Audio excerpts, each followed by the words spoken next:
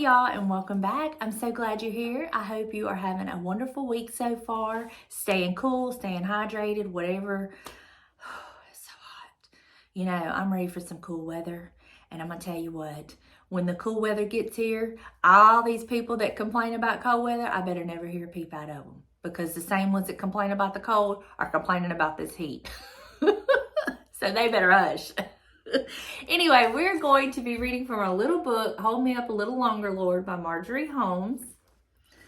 And let's just see how the Lord is going to minister to us today. The title is Needlework Prayer. And for me, it's on page 132, and it concludes on page 134. But there's a pretty picture on page 133, so don't worry, it's not 3 pages long, but this is the pretty picture. She's sitting there doing needlework. So let's just see how God is going to minister to us today. Thank you for the joy of needlework, Lord, though I sometimes wonder why I do it. All this time and money to fashion something I could buy far more easily. A canvas already painted, an already woven cover or cushion or rug. Yet I sit here persevering, inching toward the dream, drawing these strands of colors in and out, watching my own living fingers create the scene.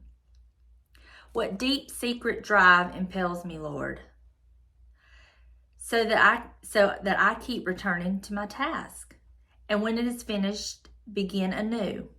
A love of beauty, yes, and the thrill of creating beautiful things, but more. For as I stitch away, I feel in love not only with this, my chosen pattern, but people too. My family, my friends, those who will eventually see this work and perhaps love it as well. But in a deeper sense, I love you. I think of you whose canvas is the universe, and how tirelessly you make it beautiful for us. How you needlepoint the sky with stars and cover the earth with fine little stitches of green. How you embroider the fields with flowers and petite point the beaches with sand and shells. I think of the brilliant, ever-changing tapestry of trees. Thank you for all this loveliness, Lord, for its patient artistry. When I take up my needle and thread the bright yarn, I feel very close to you. Wow. Kind of touches me a little bit. I never thought of it like that. Leave it to Marjorie Holmes, right? I used to cross stitch years ago. I got into it when I was in high school. I think I was about a junior in high school, and one of my best friends cross stitched, and I got her to teach me how. And I began with the little simple little cross stitch patterns. I think the very first thing I cross stitched was a little cat.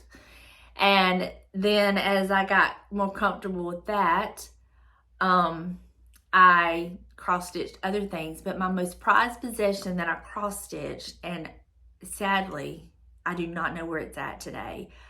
I cross stitched a baby blanket. And it had the little boy teddy bear, and it had the little girl teddy bear, and it had the rocking horse in the middle. So it was a beautiful blanket, and I did the teddy bears and the rocking horse, and then I would come down and do the a line of just rocking horses. Maybe I did a couple lines of those, and then at the bottom I did the boy and the girl teddy bear.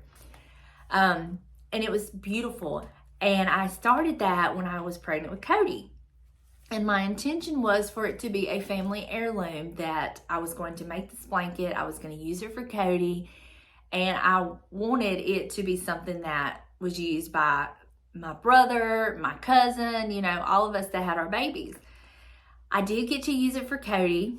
I did get to use it for Delana. But when we moved, when Delana was a baby, I do not know where that blanket went. And it still devastates me to this day because I put so much time and energy into that.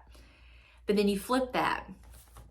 What does the Lord think about this world that He put so much time and energy into creating? To see it being destroyed, to see it not being appreciated. I just wonder if He is as heartbroken as I am over losing that blanket because of the time I put into that and the love that went into that. It just gives me something to think about. And I understand what she's saying about how as she's doing her needlework and stuff, you do kind of drift off and your mind wanders. Yeah, you're focusing on what you're doing, but you're also thinking of other things. And I could see how doing the different colored threads and creating this masterpiece, how somebody who is in a relationship with the Lord could be thinking about him. I can see that so clearly. And then the way that it makes her feel, it just draws her closer to the Lord. You know, anything that we can do to draw us closer to the Lord, to be in relationship with him, to have that one-on-one time, that companionship with him is so important. And for her, if it's needlework, girl, pull out that needlework and get busy. Spend time with the master. And when it's all said and done, two things are going to happen. You're going to be so much closer to the Lord, and you're going to have a beautiful, beautiful peace to remember that. And your conversations with God and where he's brought you from, because you can solve a lot of things doing a piece of needlework. But then she turns it around and how she uses her needlework to draw and think about the Lord. It's like how a lot of us use our flowers and our yards when we get out there. I know that when I'm out in nature and I'm out there, if I'm spraying the weeds, or if I'm pulling weeds, or if I'm planting new plants, or I'm making a new flower bed, I know that I feel close to the Lord. Or maybe I'm just sitting there watching the little birds eat, whatever. It's just being out in nature, being out in this beautiful creation the Lord made. I feel so close to him. So I can definitely understand how she could feel this way.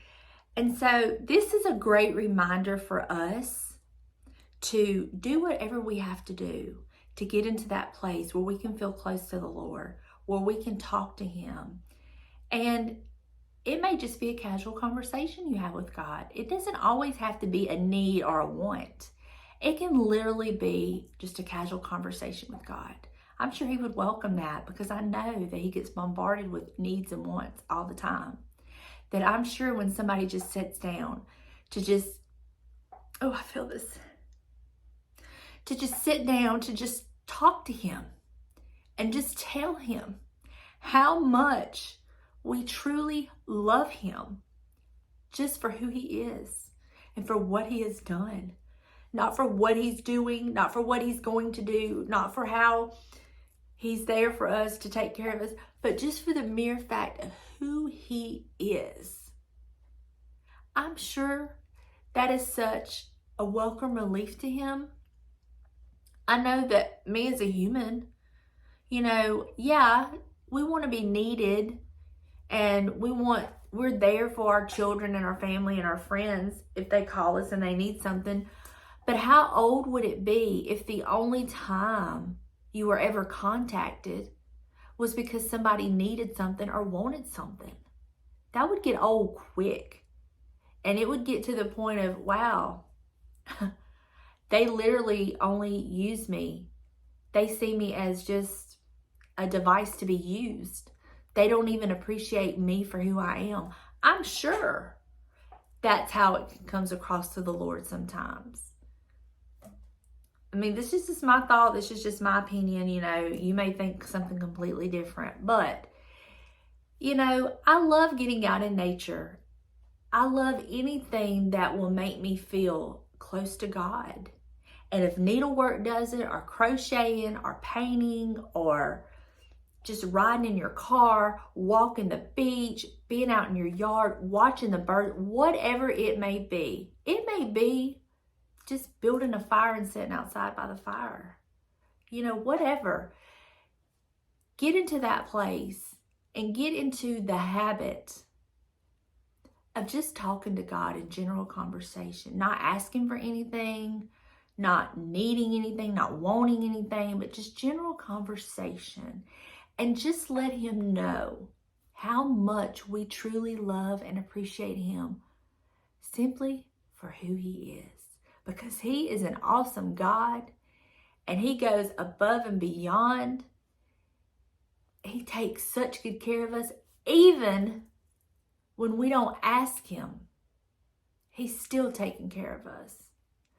Oh, I love it. And I love I'll just be cleaning my house sometimes and just talking. I've told y'all so many times. James has walked in on me just talking, and he'll be like, what'd you say? And I'm like, I'm not talking to you. I'm talking to God. I'll be cooking dinner, just talking to God, just having a chit-chat conversation. And you can think I'm crazy if you want to, but I know, and he knows. And at the end of the day, what he thinks is all that really matters to me. So you can think I'm crazy if you want to, but he knows. Oh, wow. This was a sweet one. This just really blessed my soul. And it's just sweet. And I love that. I love that. I hope it has blessed you. I hope you have a wonderful day. I hope that your week is going wonderful. Y'all, please, please, please stay cool. It is so hot out there. And then some of y'all up north are having all the air quality issues. I'm praying for y'all that still need rain. You know, there's still much to pray about, but let us not forget to just also take time to just talk to the Lord and thank him for who he is. I love y'all, and I will see you in the next one. Bye, y'all.